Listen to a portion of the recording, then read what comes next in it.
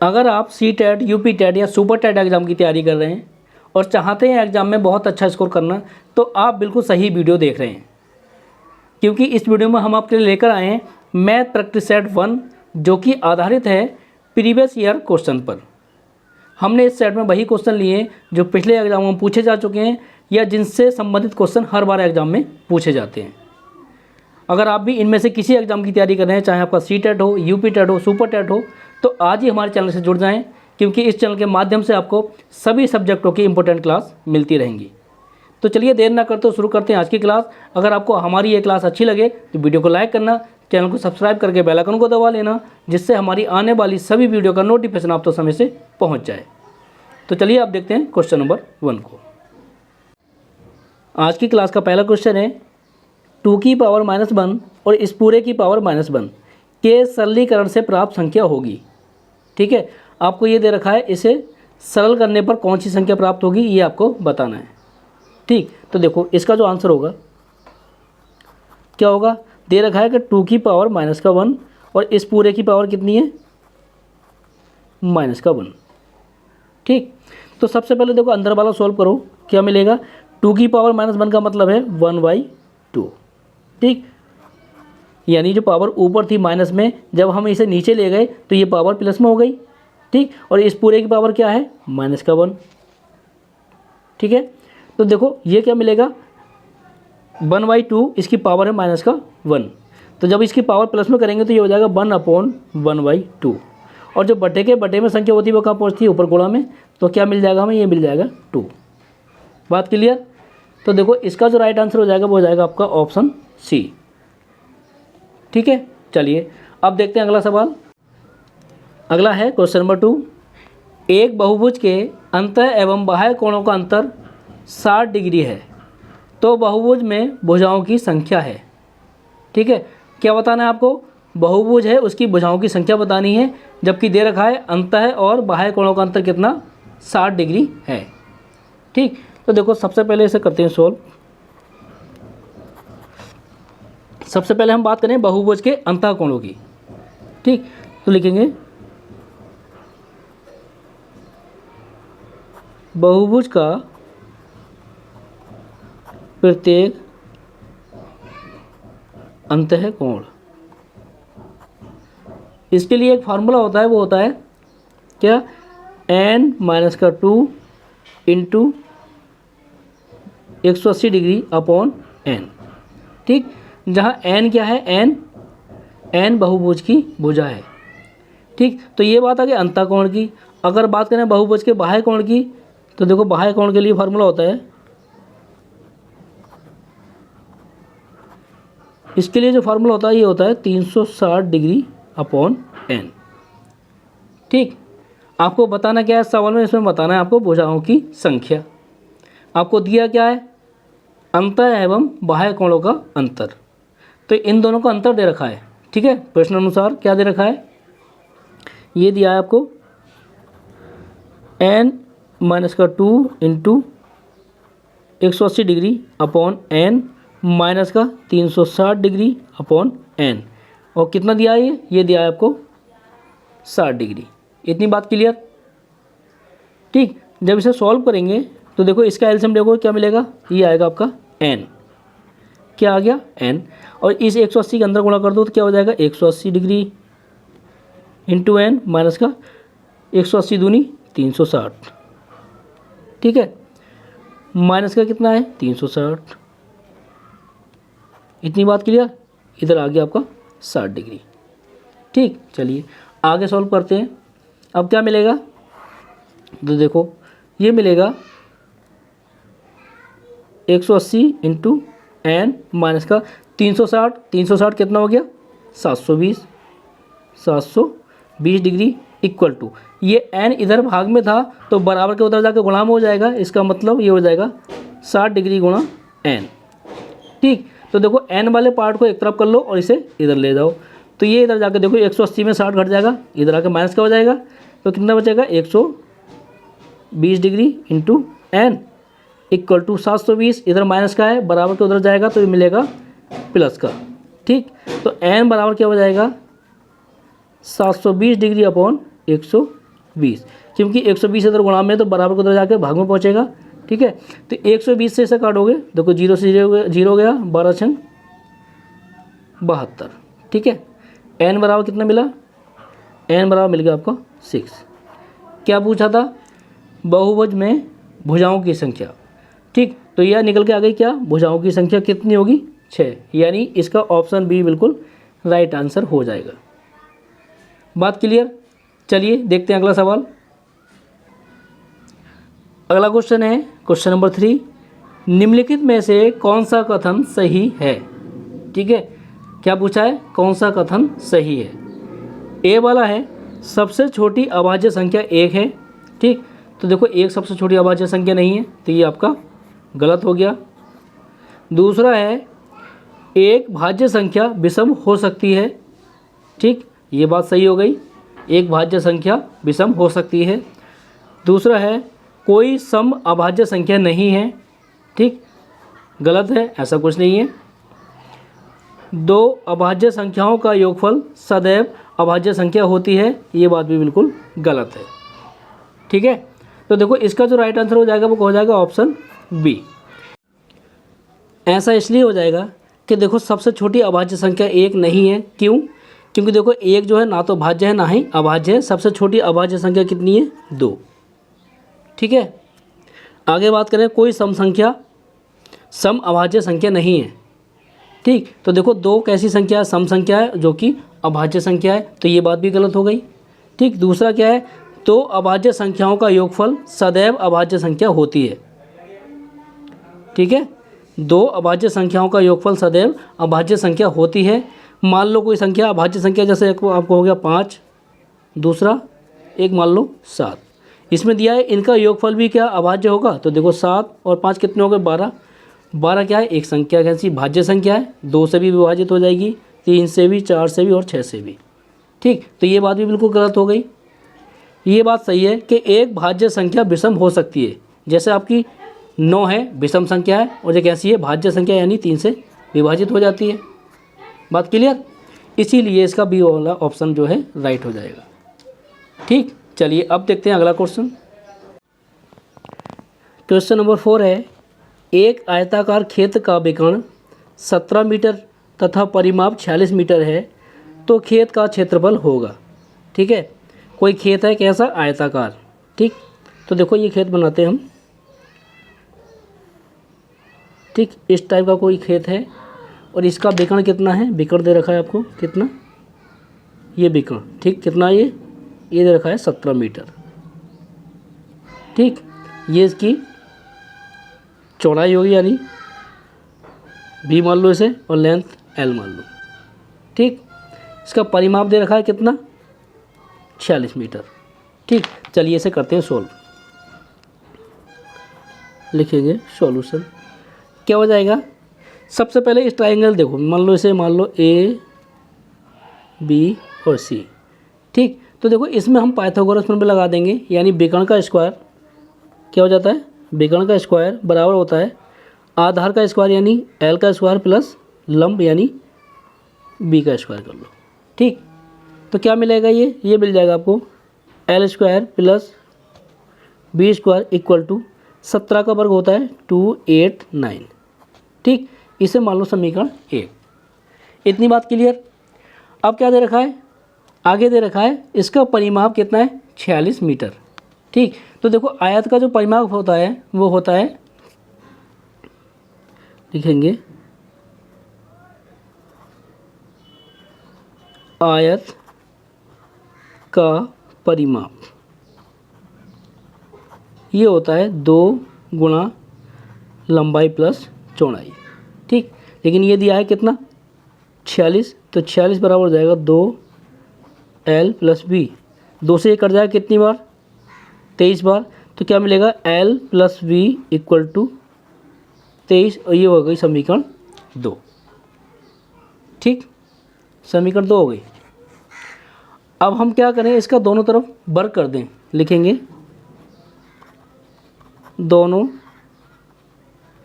तरफ वर्ग करने पर, जब वर्ग कर दोगे तो क्या आ जाएगा, ये L प्लस B का होल स्क्वायर इक्वल टू हो जाएगा 23 का वर्ग। ठीक, जब इसे ओपन करोगे तो a प्लस बी का होल स्क्वायर है, तो a स्क्वायर यानी l square plus B square plus का 2lb इक्वल टू 23 का जो वर्ग होता है वो होता है कितना, 529। इतनी बात क्लियर। अब देखो L square plus B square का मान कितना है, 289। समीकरण 1 से मान यहाँ रख दो उठा के, ये समीकरण मान लो 3। ठीक है, तो देखो इसका मान उठा के यहाँ से यहाँ रख दो तो क्या मिलेगा, ये मिलेगा आपका 2lb इक्वल टू हो जाएगा 529 यानी 529, और इसमें से ये माइनस घट जाएगा, यानी इधर आके देखो प्लस का होगा, इधर जाके ये माइनस का हो जाएगा, तो 289। ठीक, कितना बचा, ये बचेगा आपका 240। ठीक, 2lb बराबर है, तो lb बराबर l इंटू बी बराबर कितना हो जाएगा, 2 से काटो 120, क्या मिला 120। ठीक, पूछा क्या है, आयत का क्षेत्रफल। तो देखो आयत का जो क्षेत्रफल होता है वो होता है लंबाई गुणा चौड़ाई। ठीक, तो क्या मिल गया ये हमें, ये मिल गया आयत का क्षेत्रफल। तो लिखेंगे आयत का क्षेत्रफल यानी l इंटू बी बराबर कितना मिला, 120। ठीक, तो देखो इसका जो राइट आंसर हो जाएगा वो हो जाएगा आपका ऑप्शन ए वाला 120 मीटर स्क्वायर।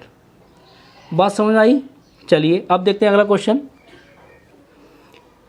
अगला है, एक पाइथागोरस त्रिक ज्ञात कीजिए जिसकी सबसे छोटी संख्या 8 है। ठीक, हमें क्या ज्ञात करना है, पाइथागोरस प्रमेय ज्ञात करनी है जिसकी सबसे छोटी संख्या कितनी है, 8 है। तो देखो 8 तो इन सभी में है। ठीक, तो हम क्या करेंगे, 1 बाई 1 चेक करेंगे, दो भुजाओं के वर्गों का योग तीसरी भुजा के वर्ग के बराबर मिल गया तो वही हमारा राइट आंसर हो जाएगा। ठीक, तो सबसे पहले चलो इसे सॉल्व करते हैं, ए वाले को। ठीक, कितना है, 8 और 15 और 17। तो पहले देखो 8 का वर्ग प्लस 15 का वर्ग बराबर होना चाहिए 17 के वर्ग के। अभी चेक कर लेते हैं, 8 का वर्ग कितना होगा, ये हो जाएगा आपका 64 और 15 का 225 और ये 17 का होता है 289। ठीक, जब इसे ऐड करेंगे कितना मिल जाएगा, ये मिल जाएगा आपका 289 बराबर 289। ठीक, दोनों मान समान हैं, इसका मतलब ये पाइथागोरस त्रिक है। ठीक, आगे भी इन सभी को चेक कर लेना, इनमें से शायद ना मिलेगा। ठीक, क्योंकि एक ही आंसर दिया होगा राइट। चलिए बात करते हैं अगले प्रश्न की। अगला है क्वेश्चन नंबर 6। क्या है क्वेश्चन, z का मान ज्ञात कीजिए यदि संख्या 417z89 से विभाज्य हो। ठीक है, आपको क्या करना है, z का मान बताना है कि ये जो दी हुई संख्या है वो 9 से विभाजित है या नहीं। ठीक, तो देखो सबसे पहले आपको ये पता होना चाहिए कि 9 से कौन सी संख्या विभाजित होती है। ठीक, तो देखो 9 से वही संख्या विभाजित होती है जिसके अंकों का योग 9 से विभाजित हो जाए। अगर बड़ी संख्या दे रखी हो तो उसे चेक करने का एक तरीका है कि उसके अंकों का योग कर लो, अगर वो अंकों का योग 9 से विभाजित है तो वो पूरी संख्या 9 से विभाजित हो जाएगी। ठीक, तो देखो इनका अंकों का योग कितना है, ये कितनी से दे रखी है संख्या, 4 + 1 + 7 + z + का 8, कितना है ये, 4 और 1 5, 7 5 12 और 12 8 20, कितना मिला 20 + z। ठीक, अब हमें चेक करना है कि ये संख्या 9 से विभाजित है तो z की जगह क्या रखें तब विभाजित हो जाए। तो देखो 6 रखोगे तो कितना मिलेगा 26, 9 से विभाजित नहीं होगा। 7 रखोगे कितना मिलेगा 27, 27 9 से विभाजित है। ठीक है, 9 तिया 27, तो इसका ऑप्शन बी वाला बिल्कुल राइट आंसर हो जाएगा। ठीक, चेक कर लो, देखो 8 रखोगे तो 28 हो जाएगा, 28 विभाजित नहीं होगा। 3 रखोगे 23 हो जाएगा, 23 विभाजित नहीं होगा। ठीक, इसीलिए ऑप्शन बी बिल्कुल राइट आंसर हो जाएगा। जेड के स्थान पर क्या आ जाएगा 7। चलिए करते हैं सॉल्व अगले क्वेश्चन को। अगला है क्वेश्चन नंबर 7। क्या है, एक सरल रेखा पर स्थित बिंदुओं की संख्या होती है। ठीक है, तो सरल रेखा क्या होती है, मान लो ये सरल रेखा मैंने खींच दी। ठीक, आपसे पूछा है कि इस पर जो स्थित बिंदु है उनकी संख्या क्या होगी। तो देखो इस पर जो बिंदु हो, देखो यहाँ भी हो सकता है, यहाँ भी हो सकता है। ठीक है, बहुत सारे बिंदु हो सकते हैं। ठीक, तो देखो जिन्हें हम काउंट नहीं कर सकते, इतने बिंदु हो सकते हैं, ऐसे समझो। तो इसका जो राइट आंसर हो जाएगा वो हो जाएगा ऑप्शन डी। ठीक है, असंख्य। एक सरल रेखा पर स्थित बिंदुओं की संख्या कितनी होती है? असंख्य। चलिए अब देखते हैं अगले क्वेश्चन को। अगला क्वेश्चन है, काफ़ी अच्छा क्वेश्चन है। क्या दिया है कि यदि 2160 बराबर है 2 की पावर a गुणा 3 की पावर b गुणा 5 की पावर c, अगर ये इसके बराबर है तो 3 की पावर a गुणा 2 की पावर माइनस b और गुणा 5 की पावर माइनस c का मान ज्ञात कीजिए। तो इसमें देखो सबसे पहले हम क्या करें, इस 2160 के अभाज्य गुणनखंड कर लेंगे। ठीक, तो देखो कैसे करेंगे, 2160, ठीक, सबसे पहले से 2 से डिवाइड करो, कितनी बार जाएगा, 2 एकम 2, 1 बचा, नहीं जाएगा तो 0 लगाओ, 2 अट्ठे 16, ठीक, फिर 2 से काटो, 2 पंजे 10, 2 चौका 8, ठीक है, फिर 2 से काटो, 2 दूनी 4, 2 सत्ते 14, फिर 2 से काटो, 2 एकम 2, 2 तिया 6 और 2 पंजे 10, ठीक है, फिर 3 से काटो, 3 चौक 12, 1 बचा और 3 पंजे 15, फिर 3 से काटो, 3 एकम 3 और 3 पंजे 15, फिर 3 से काटो, 3 पंजे 15, ठीक। तो देखो अभाज्य गुणनखंड हमें क्या मिले, 2 की पावर कितनी आ जाएगी 4, यानी 2 कितनी बार है 4 बार, तो 2 की पावर 4 गुणा 3 की पावर 3 और गुणा 5 की पावर 1, ठीक। इसमें इस जगह क्या आ गया, ये आ गया, यानी 2 की पावर 4, 3 की पावर 3 और 5 की पावर 1 इक्वल टू 2 की पावर a इंटू 3 की पावर b इंटू 5 की पावर c, ठीक। जब घातों की तुलना करोगे तो a बराबर कितना मिलेगा, ये मिलेगा आपको 4, b बराबर कितना मिलेगा 3 और c बराबर कितना मिलेगा 1, ठीक। a b c तीनों के मान मिल गए। इन मानों को कहाँ रखना है, हमें यहाँ रखना है, हमें इसकी वैल्यू निकालनी है। तो देखो 3 a की जगह कितना है 4, तो आ जाएगा 3 की पावर 4 इंटू 2 माइनस का b और b की जगह कितना है 3, तो माइनस का 3 हो गया इंटू 5 और इसकी पावर कितनी है c, यानी माइनस का 1। तो देखो जब इसे सॉल्व करोगे 3 की पावर 4 का मतलब क्या होता है, 3 तिया 9, 9 तिया 27, 27 तिया 81, ठीक, गुणा 2 की पावर माइनस 3, 2 की पावर 3 का मतलब होता है 8 और पावर माइनस में तो क्या हो जाएगा 1/8, यानी 1/8 इंटू हो जाएगा 1/5, ठीक। सब संख्याएं मल्टीप्लाई में तो क्या करें, गुणा हो जाएगी, 8 पंजे 40, तो ये आ जाएगा आपका 81/40, ठीक है। ऑप्शन बी वाला इसका राइट आंसर हो जाएगा 81/40। चलिए अब देखते हैं अगले क्वेश्चन को। अगला है, पार्श्व आकृति द्वारा ज्ञात करें कि x का मान है, क्या है x का मान, वो आपको बताना है, ठीक। तो देखो इसमें कोई ना कोई सीक्वेंस होता है इस तरह के सवालों में, वो आपको चेक करना होता है और उसी से आपका आंसर निकल आएगा। जैसे 2 के सामने कितना दे रखा है 8, 3 के सामने 27, 4 का 64 और x के सामने कितना 1, ठीक। तो देखो 2 के सामने कितना 8 है, यानी 2 का क्यूब करोगे कितना मिलेगा 8, 3 का क्यूब कितना होता है 27, 4 का क्यूब कितना होता है 64, इसी हिसाब से 1 का क्यूब कितना होता है 1 है, इसका क्यूब कितना होता है 1, यानी तो x बराबर क्या मिलेगा हमें 1 का क्यूब, इसका मतलब 1, ठीक। तो इसका जो राइट आंसर हो जाएगा वो हो जाएगा आपका ऑप्शन ए वाला। बात क्लियर। चलिए अगला देखते हैं। अगला है, किसी बंटन का बहुलक ज्ञात किया जा सकता है, किसके द्वारा। ऑप्शन ए है से कम संचयी बारंबारता का वक्र द्वारा, से अधिक संचयी बारंबारता वक्र द्वारा, आवृत्ति बहुभुज द्वारा या आयत चित्र द्वारा। तो बात करें हम बहुलक की, तो देखो बहुलक वो चीज़ होती है जो सबसे ज़्यादा बार उसमें आए, ठीक। किसी भी बंटन में सबसे ज़्यादा बार जो नंबर्स आएगा वो बहुलक कहलाएगा। तो इसे ज्ञात किया जा सकता है किसके द्वारा, आयत चित्र के द्वारा, ठीक। ऑप्शन डी इसका राइट आंसर हो जाएगा। चलिए देखते हैं अगले क्वेश्चन को। अगला है, एक आयत की लंबाई में 60% की वृद्धि करने पर उसकी चौड़ाई में कितने प्रतिशत की कमी करनी होगी जिससे आयत का क्षेत्रफल ना बदले, ठीक है। तो देखो इस टाइप के सवाल में क्या करना है, सीधा एक फार्मूला लगाओ, 100 गुणा x और 100 प्लस x, ठीक। x क्या है, x है प्रतिशत वृद्धि, ठीक। कमी होती तो यहाँ माइनस हो जाता। बात क्लियर। तो देखो 100 गुणा x या कितना आएगा 60 बटे 100 प्लस 60 कितना हो जाएगा 160, यानी ऊपर मिलेगा आपको 6000 और बटे 160, 0 से 0 गया। ठीक, 16 से भाग करो, 16 तिया 48। ठीक है, कितना बचा 12, 16 सत्ते 112, कितना बचा 8 और 16 पंजे 80, यानी कितना आया 37.5%। ठीक, तो देखो इसका जो राइट आंसर हो जाएगा वो हो जाएगा आपका ऑप्शन सी वाला 37.5%। बात करें अगले क्वेश्चन की। अगला है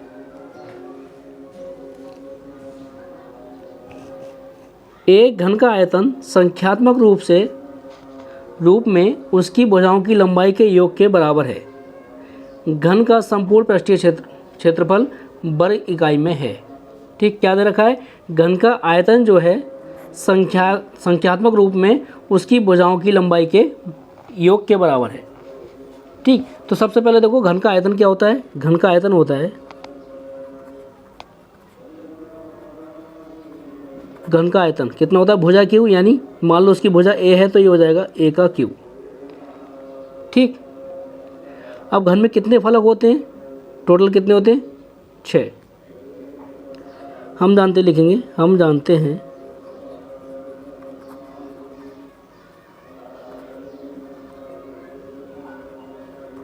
कितने होते हैं 12 फलक होते हैं। ठीक, घन में कितने फलक होते हैं 12। ठीक है, तो इसलिए ए क्यू घन का आयतन बराबर हो जाएगा कितना 12 गुणा ए। ठीक, तो ए स्क्वायर बराबर क्या मिलेगा, हमें मिल जाएगा 12। घन का संपूर्ण पृष्ठ क्या होता है, लिखेंगे घन का संपूर्ण पृष्ठ। ठीक, यही तो पूछा है, क्या होता है, ये होता है 6a स्क्वायर। तो 6 और a का मान कितना है, a स्क्वायर का मान कितना है 12, तो 12 छंग 72। ठीक, इसका जो आंसर हो जाएगा ये आ गया 72 वर्ग इकाई। ठीक है, तो इसका जो राइट आंसर हो जाएगा वो हो जाएगा ऑप्शन बी 72। चलिए अगला क्वेश्चन है 2018 में अमित का वेतन 1,26,500 रुपये है।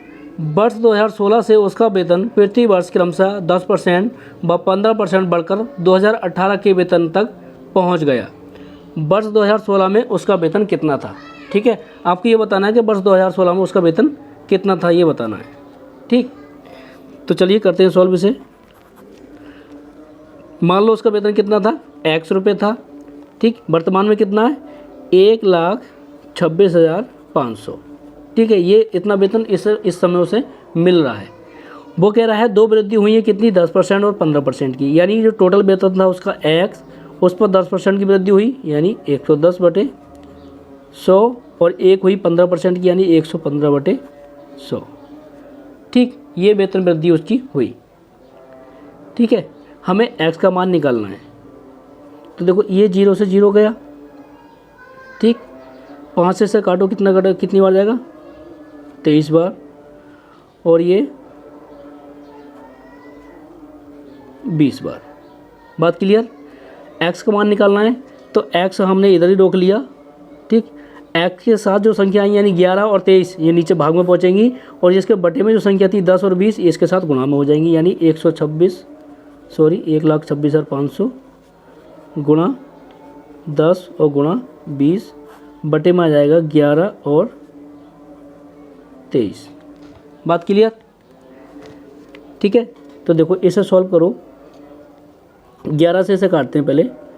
11 × 11 1 बचा, 11 × 11 5 बचा, 11 पंजे 55 और आगे 2 0। ठीक, इसे 23 से काटो, कितनी बार जाएगा 23 पंजे 115 और 00 मिला क्या 500 गुणा 10 और गुणा 20। कितने जीरो 2 और 2 4। ठीक, और 2 पंजे 10, एक के आगे कितना जीरो आ गया 5। ठीक, कितना मिला 1,00,000 रुपये। ठीक है, तो देखो इसका जो राइट आंसर हो जाएगा वो हो जाएगा आपका ऑप्शन सी वाला। ठीक, कितना उसका जो वेतन था कितना था 1,00,000 रुपये। चलिए अब देखते हैं अगले क्वेश्चन को। अगला है क्वेश्चन नंबर 14। दो संख्याओं का महत्तम समावर्तक 6 तथा लघुत्तम समावर्तक 432 है। यदि एक संख्या 48 है तो दूसरी संख्या क्या होगी। ठीक है, तो देखो आपने एक फार्मूला पढ़ा होगा, मासा गुणा लासा बराबर होता है पहली संख्या और गुणा दूसरी संख्या। ठीक है, ये फार्मूला पढ़ा होगा। तो मासा कितना है आपका 6 और लासा कितना है 432। पहली संख्या कितनी है 48, तो दूसरी संख्या क्या होगी वो हम निकाल लेंगे। ठीक, तो देखो 48 को इधर ले जाओ, दूसरी संख्या बराबर हो जाएगा 6 गुणा 432 बटे 48। 6 अट्ठे 48, 8 से काटो कितनी बार जाएगा 8 पंजे 40 और 8 चौक 32, कितना आ गया 54। दूसरी संख्या थी 54। ऑप्शन सी वाला इसका बिल्कुल राइट आंसर हो जाएगा। चलिए देखते हैं अगले प्रश्न को। अगला क्वेश्चन है, किसी महीने का तीसरा शुक्रवार 16वीं तारीख को पड़ता है तो उसी महीने का चौथा मंगलवार किस तारीख को पड़ेगा। ठीक है, ये रीजनिंग का क्वेश्चन आ गया और बहुत बार ऐसे क्वेश्चन एग्जाम में आते हैं। ठीक, हमें क्या चाहिए चौथा मंगलवार। ठीक, और दिया क्या है तीसरा शुक्रवार। ठीक, तो तीसरा शुक्रवार जो है थर्ड फ्राइडे कब पड़ेगा 16 को दिया है, तो इसका सेकंड जो पड़ेगा कब पड़ेगा वो पड़ेगा 9 को। ठीक, और पहला शुक्रवार जो पड़ेगा पहला फ्राइडे जो पड़ेगा वो पड़ेगा 2 तारीख को।